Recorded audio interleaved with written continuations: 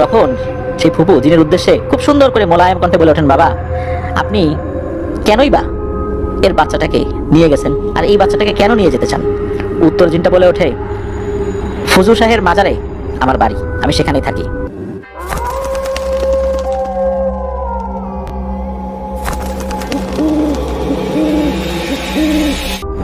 উনি যে ঘটনাটি শেয়ার করেছেন, এই ঘটনাটি ঘটেছিল ওনার ফুফাতো বোনের সাথে। ঘটনাটি 2011 কি 12 সালের দিকে ঘটেছে। তখন এই শাহাদত হোসেন ভাই উনি হাই স্কুলে লেখাপড়া করেন। ঘটনার শুরুতেই ওনার ফুফাতো বোনের বাড়ির বর্ণনাটা আমরা একটু দিই। তো এই যে শাহাদত হোসেন ভাইদের বাড়ি, এই বাড়িটার মাঝখানে আরেকটা বাড়ি, এর পরের বাড়িতেই মূলত ওনার ফুফাতো বোন ভাড়া থাকতো। আর তাদের বাড়িতে প্রবেশ করার মেইন পথটা হচ্ছে মেইন রোড থেকে 150 থেকে 200 গজের মতো একটা মাটির রাস্তা, এই রাস্তা দিয়ে যেতে হয়। আর ওই রাস্তা দিয়ে যাওয়ার সময় বড় একটা কড়ই গাছ পড়ে, আর কড়ই গাছের পাশেই রয়েছে একটা পুকুর। তো ঘটনাটি ঘটে যখন আর কি, তখন প্রতিদিনের মতো এই শাহাদত হোসেন ভাই স্কুল থেকে বিকালবেলা বাড়িতে ফিরে গোসল করে ফ্রেশ হয়ে খেলাধুলার উদ্দেশ্যে বাইরে বের হয়েছেন। তো বের হওয়ার পরেই উনি কিছু মহিলাদের কান্নার আওয়াজ শুনতে পান, যা ওনার ফুফাতো বোনের বাড়ির ওই দিকটা থেকেই আসছিল। তো ওনারা তাড়াহুড়া করে বা তড়িঘড়ি করে সেখানে ছুটে গিয়েছেন। গিয়ে দেখতে পান ওনার ফুফাতো বোন একটি মৃত ছেলের জন্ম দিয়েছে, মূলত সেজন্যই সবাই কান্নাকাটি করছে। এরপরে তো ওনারা সেদিনই বিকালবেলা সেই বাচ্চাটিকে দাফন করেন। সবাই বিষয়টা স্বাভাবিকভাবেই নিয়েছেন। এরপর অনেকদিন চলে যায়। আল্লাহর রহমতে ওনার ফুফাতো বোন আবারও সন্তান সম্ভবা হন। যখন ওনার গর্ভের সন্তানের বয়স পেটে 6 থেকে 7 মাস চলছে, তখন নাকি উনি ঘুমের মধ্যে একটা স্বপ্ন দেখেন। স্বপ্নে নাকি একটা অবয়ব তার কাছে এসেছে, এবং তখন এই যে ফুফাতো বোন ওনার কোলে একটা ছেলে বাচ্চা ছিল, ওই অবয়বটা ওই ছেলে বাচ্চাটাকে নিয়ে যেতে চাচ্ছে। আর বলছে, তুই বাচ্চাটা আমাকে দিয়ে দে, তুই যদি না দিস আমি তাকে নিতে পারছি না। এর উত্তরে ওই ফুফাতো বোন নাকি বলে যে, তুমি আমার বাচ্চা কেন নিতে চাইবা? আমার বাচ্চা কেন আমি তোমাকে দিব? না, আমি তো আমার বাচ্চা তোমাকে দিব না। তখন নাকি ওই জিনিসটা জোরাজোরি করে, দে বলছি দে, তুই নিজের ইচ্ছাতেই দিবি। আগেরটাকেও নিয়ে গেছি, কিন্তু এটাকে সহজে নিতে পারতেছি না, এটা নেওয়ার জন্য তোর অনুমতি দরকার। এরপর ওনার ঘুম ভেঙে যায়। একই ধরনের স্বপ্ন উনি বেশ কয়েকদিন দেখার পর বিষয়টা সবাইকে জানায়।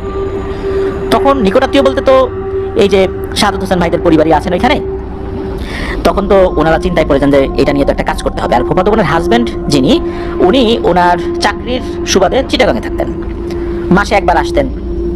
তো যার কারণে উনি তো সময় উপস্থিত ছিলেন না যখন উনি এই স্বপ্নগুলো টানা কয়েকদিন দেখছিলেন।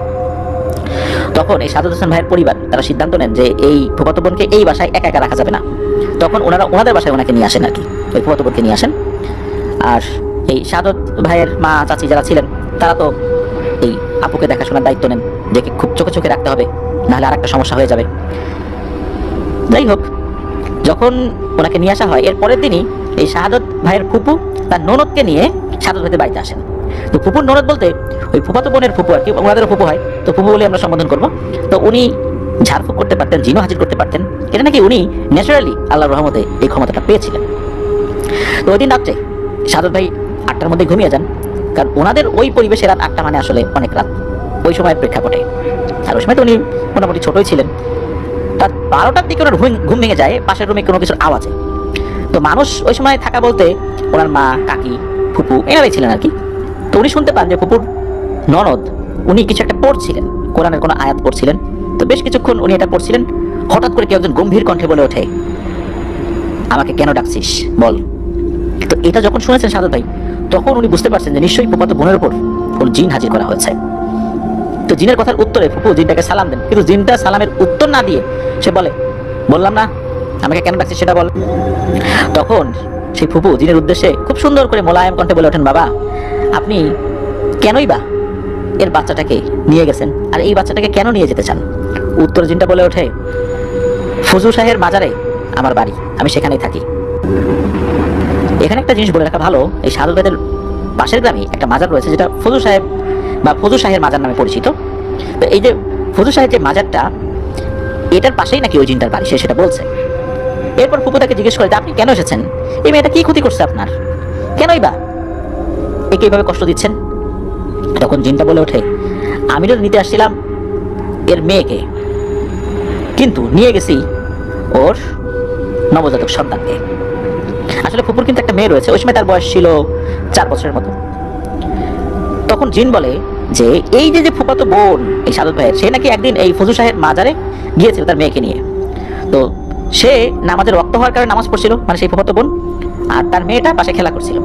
ওই জিনটা নাকি ছোট একটা কুকুরের বাচ্চার রূপে মেয়েটার সাথে খেলা করছিল। নামাজ যখন শেষ হয়ে যায় তখন এই ফুফাতো বোন দেখে তার মেয়ের পাশে একটা ছোট্ট বাচ্চা কুকুর। তো এটা দেখার পর উনি আসলে অন্য কিছু মনে করেন নাই, দিনের বেলায় এরকম জিনিস দেখছেন, তো স্বাভাবিক বিষয়। তো ফুফাতো বোন তার মেয়েকে নিয়ে ওখান থেকে চলে আসেন, মেয়েটাকে কোলে করে নিয়ে চলে আসেন। ওই সময় নাকি মূলত ওই জিনটাও চলে আসে, কিন্তু আসার পর সে সরাসরি বাড়িতে ঢোকে নাই। ওই বাড়ির সামনে ওই যে কড়ই গাছ, যেটার কথা বললাম, পুকুরের পাশে একটা কড়ই গাছ, এই কড়ই গাছে এসে আস্তানা গাড়ে।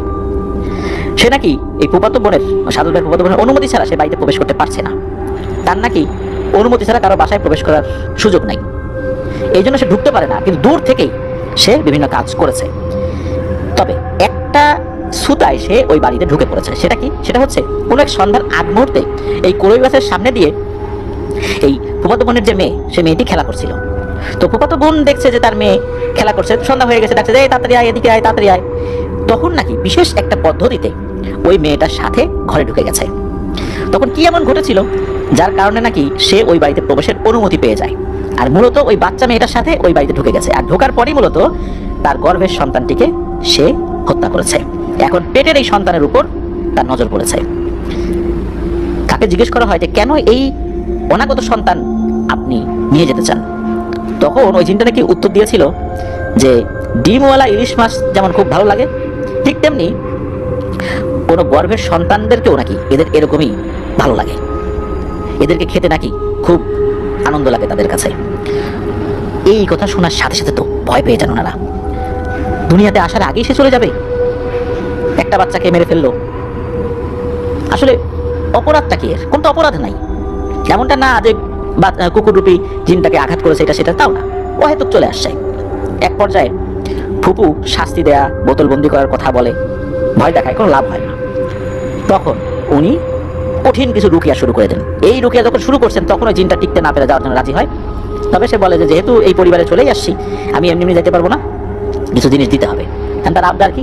সে বলল এই যে বাচ্চাটা, এই বাচ্চা জন্মের ঠিক 1 সপ্তাহের মাথায় এই যে ফজু শাহের মাজারে, এই ফজু শাহের মাজারে একটা সিন্নি দিতে হবে। ঠিক যখন 1 সপ্তাহ মানে 7 দিন বয়স হবে, এই ফজু শাহের মাজারে একটা সিন্নি দিতে হবে। একটি খাসি জবাই করার মাধ্যম দিয়ে সিন্নি পাকাতে হবে এবং ওখানে থাকা যে গরিব দুঃখী তাদেরকে খাওয়াতে হবে। তাহলে সে আর এখানে থাকবে না, এখান থেকে চলে যেতে পারবে, সেও মুক্তি পেয়ে যাবে যেহেতু এখানে ঢুকে পড়েছে, আর এই বাচ্চারও আর কোনো ক্ষতি হবে না। তখন ফুপু উত্তরে বলে যে এত গরিব মানুষ খাসি টাসি দিতে পারবে না, আপনি অন্য কিছু চান। কিন্তু সে জিন তার সিদ্ধান্তে অটুট থাকে। একটা পর্যায়ে ফুপু সেটা মেনেও নেন, এরপর নাকি সে জিনটা চলে যায়। তো যাই হোক, এরপরেও ফুপু তাকে ঝাড়ফুঁক করেন। এর কিছুদিন পর ফুফাতো বোন আরেকটি ছেলে সন্তানের জন্ম দেন। সত্যি ওনার কোলে উনি ঘুমের মধ্যে, ওই যে স্বপ্নের মধ্যে একটি ছেলে সন্তানকে দেখেছিলেন। উনি তখন কিন্তু ওই যে আল্ট্রাসাউন্ড করার নাই, উনি জানতেন না যে ওনার সন্তান ছেলে হবে না মেয়ে হবে, স্বপ্নের মধ্যে এটা উনি দেখেছিলেন আর কি। তো 7 দিনের মাথায় প্রতিশ্রুতি অনুযায়ী সেই কাজটি করা হয়। সবকিছু করার পর আল্লাহর রহমতে আজ পর্যন্ত কোনো সমস্যা হয়নি।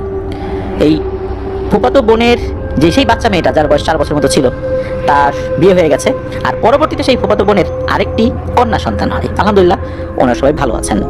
আর এই যে ফজু শাহ, যিনি, এই ফজু শাহ নাকি একজন আল্লাহ পাগল ব্যক্তি ছিলেন। অনেক বছর আগে ওই গ্রামে এসেছিলেন। উনি কি খুবই ধার্মিক আল্লাহওয়ালা ব্যক্তি। আর ওনার অনেক অলৌকিক কথা জনমুখে শোনা যায়। এমন একটা কথা প্রচলিত আছে যে এক লোক তার সামনে দিয়ে এক কাঁধি পাকা কলা নিয়ে হাঁটে যাচ্ছিল।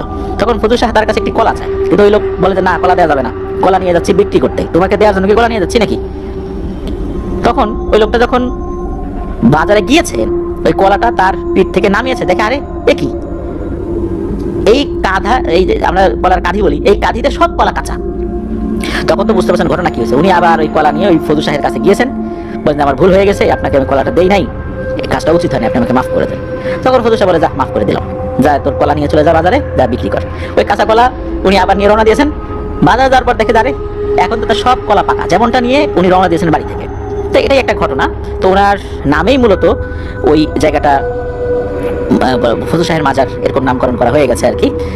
এমনকি ওনার নামে গ্রামেরও নামকরণ করা হয়েছে। তো এটাই ছিল ঘটনা। প্রিয় লিসেনার্স, আসলে অনেক ব্যাপার ঘটে যায় যেটাতে আমাদের কোনো হাত থাকে না, তারপরও হয়ে যায়। আমাদের কোনো অপরাধ নাই, তারপরও এই জিনদের রোশানলে আমাদেরকে পড়তে হয়। প্রিয় লিসেনার্স, ঘটনাটা এটাই ছিল। আশা করছি ঘটনাটি আপনাদের ভালো লেগেছে। তো চলুন আমাদের এবার এপিসোডের পরবর্তী আরও একটি নতুন ঘটনায় চলে যাই।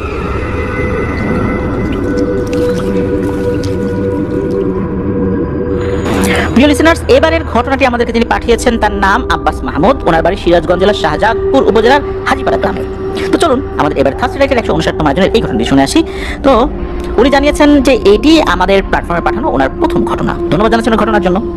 ওনার প্রথম ঘটনাটি সিলেক্টেড, আর সেটি আমরা এখন প্রচার করছি। আমাদের চ্যানেলে যখন 32,000 সাবস্ক্রাইবার্স ছিল তখন থেকেই আমাদের সাথে যুক্ত হয়েছেন বলে জানিয়েছেন। তো চলুন ঘটনা শুরু করি। তো এই ঘটনাটা আসলে বেশ রহস্যময় এবং ভয়ঙ্কর বটে। ঘটনাটি ঘটেছিল শাহজাদপুর থানার বাওই খোলা গ্রামে। ঘটনার সাক্ষী ওনার বড় জ্যাঠা মিয়া। উনি এখনো জীবিত, ওনার বয়স এখন 80+। আর ঘটনাটি যখন ঘটে তখন সময়কাল 1973 কি 74 সাল। ওনার দাদাবাড়ির পাশে একটা বাড়ি ছিল, সেই বাড়ির কর্তার নাম ছিল সন্তেশ মুন্সি, আর তার ছেলের নাম ছিল আফাজ মুন্সি। ঘটনাটা এই আফাজ মুন্সির সাথেই। তখন ছেলেটা ক্লাস 7-এ বা 6-এ বা এই টাইপের কোনো একটা ক্লাসে পড়তো আর কি, নির্দিষ্ট করে বলা যাচ্ছে না, তবে 7 থেকে 8, 6 এরকম কোনো একটা ক্লাস হবে আর কি। তো সেই বাড়ির সামনে ছিল একটা গাব গাছ। সেই গাব গাছে অনেক হিন্দু ধর্মের লোক এসে বিভিন্ন ফল মূল, দুধ, কলা এগুলো দিয়ে যেত। তো এখন গাছটা তো ওনাদের। এই সন্তেশ মুন্সি চিন্তা করলো যে ঘর বাড়ি তো তৈরি করা দরকার, এখন ঘর বাড়ি তৈরি করতে গেলে এই গাব গাছ তো কাটতে হবে। সিদ্ধান্ত নিল গাব গাছটা কেটে ফেলবে। মূলত ওইখানে হঠাৎ করেই এই হিন্দু ধর্মের লোকজন এসে বিভিন্ন ফলমূল দিয়ে যেত। এখন কেন দিল বা কি কারণে দিত এইটা আসলে উনি বুঝতে পারতেন না, হয়তো বা কোনো একটা কারণ তো নিশ্চয়ই আছে। এখন গাছটা তো ওনাদের ব্যক্তিগত, কাটতে তো হবেই। আর ব্যক্তিগত গাছ উনি কেটে ফেলবেন, তো সরকারি কোনো গাছও না বা অন্যের জমির উপর থাকা কোনো গাছও না, ওনার নিজের প্রয়োজনেই গাছটা উনি কাটবেন। তো চিন্তা করলেন যে তাহলে কাঠুরিয়াদের খবর দিই। তো একদল কাঠুরিয়াকে উনি বায়নাও করলেন গাছ কাটার জন্য। তো কাঠুরিয়াগুলো যখন আসে এর মধ্যে একজন কাঠুরিয়া উনি উপরে উঠে গেলেন গাছ কাটবেন। হঠাৎ করেই ওই কাঠুরিয়া চিৎকার করে নিচে পড়ে গেল। সবাই তার কাছে গিয়ে দেখে তার অবস্থা খারাপ, পা ভেঙে গেছে, হাত ভেঙে গেছে, তবে মেরুদণ্ডের হাড় ভাঙে নাই বা কোমর ভাঙে নাই আল্লাহর রহমতে। তো সবাই জিজ্ঞেস করলো, আরে পড়লা কিভাবে নিচে? তুমি তো একজন দক্ষ কাঠুরিয়া, গাছ বাইতে তো তুমি ওস্তাদ। তখন ওই কাঠুরিয়া বলে কোন একটা ছায়ার মতো কিছু এসে তাকে জোর একটা ধাক্কা দেয়, এক ধাক্কায় নিচে ফেলে দিয়েছে। তো সেদিনের মতো গাছ কাটা বন্ধ, কোনো কাঠুরিয়া ভয় আর গাছ কাটে না। এর 2-1 দিন পরেই কিছু লোক আসে। এখানে একটা বিষয় বলে রাখা ভালো, যেই লোকগুলো সবসময় ওই দুধ কলা দিয়ে যেত হিন্দু ধর্মের লোকজন, ওই লোকগুলোই বারবার আসতো। তো ওই লোকগুলো আবার আসে। তো আসার পর এই যে যিনি সন্তেশ মুন্সি, ওই লোকগুলোর কাছে গিয়ে বলে যে ভাই আমরা তো এই গাছটা কাটতে চাইছিলাম, কি এই ঘটনা ঘটছে। তখন ওই যে লোকগুলো আসছিলেন তাদের মধ্যে একজন বলে, আচ্ছা সেই কাঠুরিয়াটা কি বেঁচে আছে নাকি মারা গেছে? তখন সন্তেশ মুন্সি বলে যে না, সেই কাঠুরিয়াটা বেঁচে আছে, মারা যায়নি। তখন ওই লোকগুলোর মধ্যে একজন লোক বলল যে বুঝতে পারছি ব্যাপারটা কি, যেহেতু আপনার গাছ আর মূলত আমরা হঠাৎ করে এখানে আসি, আমরা স্বপ্নের মধ্যে কোনো একটা জিনিস দেখতে পাই, তার জন্য আসি আর কি। আপনি যদি এই গাছটা কাটতেই চান তাহলে গাছের নিচে কিছু ফলমূল এই জিনিসগুলা দেন, এরপরে কাটেন, আশা করা যায় আর কোনো সমস্যা হবে না। সেই পদ্ধতি করা হলো। সন্তেশ মুন্সি এরকম কিছু জিনিস দিলেন, দেওয়ার পর উনি গাছ কাটা যখন শুরু করলেন আর কোনো সমস্যা হলো না, গাছটা ঠিকঠাক মতো কাটতে পারলেন। এই গাছ তখন সমিলে পাঠালেন, সেখানে যেই কাঠগুলো উনি তৈরি করলেন সেই কাঠ দিয়ে উনি কাঠের দোতলা বাড়ি তৈরি করলেন। তো বাড়ি যখন তৈরি করা হচ্ছিল, ওই মিস্ত্রিদের মধ্যে একজন লোক ছিল, উনি যখন পুরো কাজ শেষ করলেন, মোটামুটি বসবাসের উপযোগী হয়ে গেল, তখন এই সন্তেশ মুন্সিকে ওই মিস্ত্রি বলেছিলেন যে ভাই আপনারা যেই কাঠ দিয়ে এই ঘরটা তৈরি করালেন, এই গাছটার কি কোনো সমস্যা ছিল? তখন ওই সন্তেশ মুন্সি বললেন যে কেন ভাই বলেন তো ঘটনাটা কি, এই কথা কেন আমাকে জিজ্ঞেস করলেন? বলে না এমনি জিজ্ঞেস করলাম, আগে বলেন কোনো সমস্যা ছিল? তখন ওই সন্তেশ মুন্সি বলেন যে হ্যাঁ এরকম একটা সমস্যা ছিল, তারপর আমরা এই করছি, এরপরে গাছটা কেটে ফেলছি। তখন মিস্ত্রি বলেন যে দেখেন ভাই আমি টুকটাক কবিরাজি জানি, ঝাড়ফুঁক জানি, তবে এটা আমার পেশা না, আমি মূলত মিস্ত্রি, এটাই আমার পেশা, এখান থেকে যা উপার্জন করি সেটা দিয়ে আমি আমার পরিবারের চালাই, এইভাবেই আমরা চলছি। আপনার এই যেই পদ্ধতিটা অবলম্বন করছেন, এই পদ্ধতির মধ্যে কিছুটা ত্রুটি ছিল, যার কারণে একটা বড় ধরনের সমস্যা হয়ে গেছে। সেটা হচ্ছে এই গাছে যারা ছিল মূলত এই গোত্রটাকে কালী বলা হয়, ওরা সবাই চলে গেছে কিন্তু একটা কালী আটকা পড়ে গেছে, ও যেতে পারে নাই, ও যাওয়ার জন্য ছটফট করতেছে, ও সবাই চলে গেছে কিন্তু এই কালীটা আটকা পড়ে গেছে। আমি অনেক চেষ্টা করছি, যে কয়েকদিন কাজ করছি এখানে ওইটাকে মুক্ত করে দিতে, আমি অনেক চেষ্টা করেও পারি নাই। আপনারা আসলে এই ঘরে শান্তিতে থাকতে পারবেন না, যদি থাকতে চান তাহলে এই কালীটাকে মুক্ত করে দেন, আর একে মুক্ত করার জন্য ভালো কোনো হুজুর কবিরাজকে ডেকে নিয়ে আসেন আর একে মুক্ত করে দেওয়ার ব্যবস্থা করেন, তা নাহলে কিন্তু বিপদ হবে। ও মুক্তি পাওয়ার জন্য অনেক কিছু করে ফেলবে, যেহেতু ওর পরিবারের সবাই মুক্তি পেয়ে অন্য জায়গায় চলে গেছে, যেতে পারতেছে না।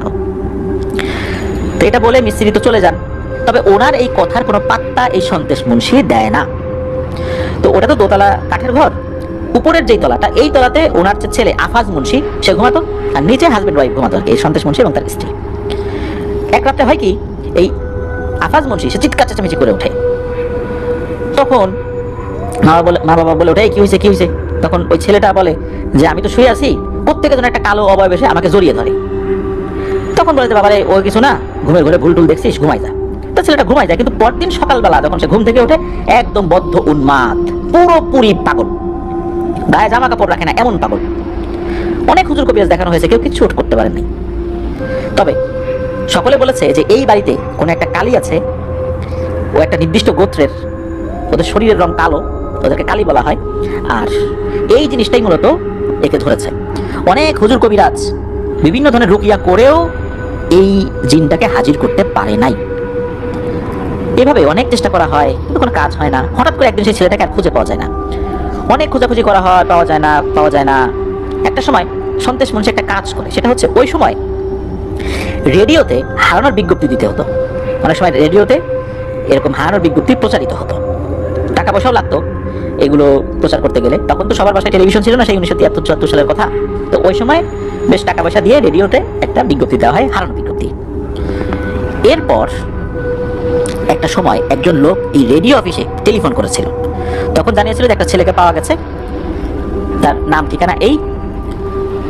রেডিও কর্তৃপক্ষ আবার এই সন্তেশ মুন্সিকে চিঠি লিখে জানায় যে এই ঘটনা, আপনি তাড়াতাড়ি আসেন। তখন সন্তেশ মুন্সি যখন এই রেডিও যে সেন্টার এখানে যাওয়ার পর আর একটা ঠিকানা দেওয়া হয় যে আপনি এই ঠিকানায় চলে যান, ওইখানে গেলে আপনার ছেলেকে পাবেন। মূলত ঠিকানাটা দেওয়া ছিল কুয়াকাটার ওই সময় যেই লঞ্চ ঘাটটা ছিল ওইখানে উনি যান। তো যাওয়ার পর এক ব্যক্তির কাছে যান, যাওয়ার পর দেখেন আসলেই ওই ব্যক্তির কাছে তার ছেলেটা আছে। ওই ছেলেটার সাথে মোটামুটি উনি ভালো আচরণ করেছিলেন, থাকতে দিয়েছিলেন, খাবার টাবার দিয়েছিলেন।